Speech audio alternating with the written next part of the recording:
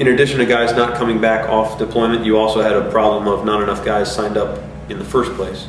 So their TO was roughly 700 if my memory serves, and we had about 500.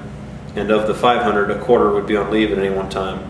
So that would make 375. That was roughly what we worked with. Okay, okay. Well, I guess we'll move on to the actual deployment itself. The first month, I believe, was September. Do you remember any? Before we go on, is there anything else you want to mention about the all the questions we covered prior? No, I think it'll come out as we talk. Okay. All right, sir. Then let's move on to the first month. It was. I recall that was about the time there was some elections taking place in Iraq. I assume the company was involved in that. Right. We deployed September 3rd. We completed our RIP. And RIP stands for what, sir? Relief in place. Okay. On September 15th, and on October 15th, that was the date of the national constitutional referendum, where the government that had been elected back in January of 2005 took 10 months to put together their proposed constitution.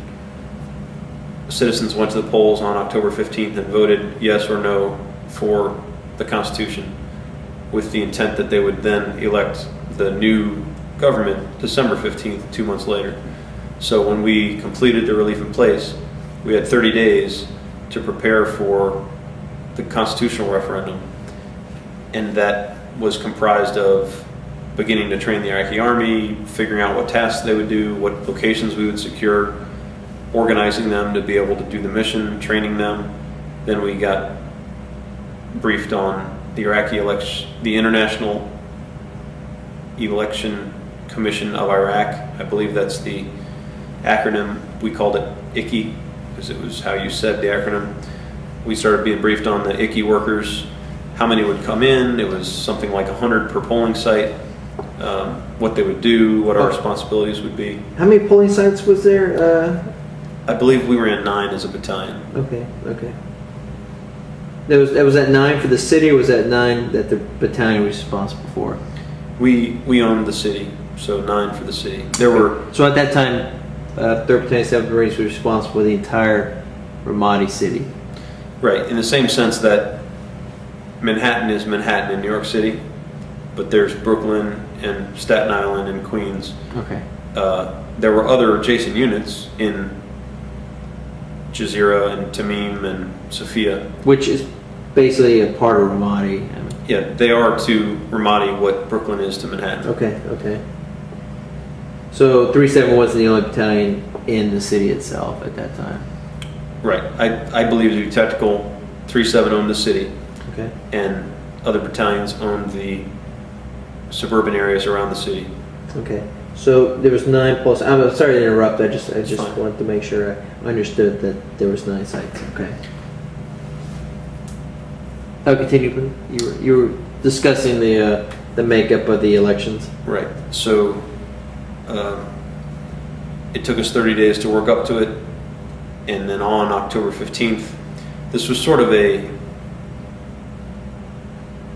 military challenge, because if you think of elections where you grew up or are today, the elections happen in municipal facilities. There's never been an election in your hometown held in someone's living room. Well, it's the same thing here. And so anybody could look at a map of the city and more or less predict to 75% accuracy exactly where the polling sites were going to be, because it wasn't going to be in someone's living room. You're looking at schools, municipal facilities, government offices, places like that. And so the whole world knew that the constitutional referendum was coming October 15th, including all the terrorists, and they could pretty much guess exactly where we would be. And so we had to go assume these sites in the city in a very hostile environment. And it's a miracle in retrospect that all the sites weren't laced with IEDs all through the walls. This is a technique that has come to be prominent now in the war, but wasn't then, thank goodness. But the October 15th referendum was more or less characterized by 3 hours of peace, during which I believe a total of 9 people voted in the city who weren't Iraqi army soldiers. It was certainly no more than 150, in addition to approximately 800 or 1,000 Iraqi army soldiers. And after those 9 people voted, the terrorists launched attacks all across the city until people stopped voting, and then that was it. Okay.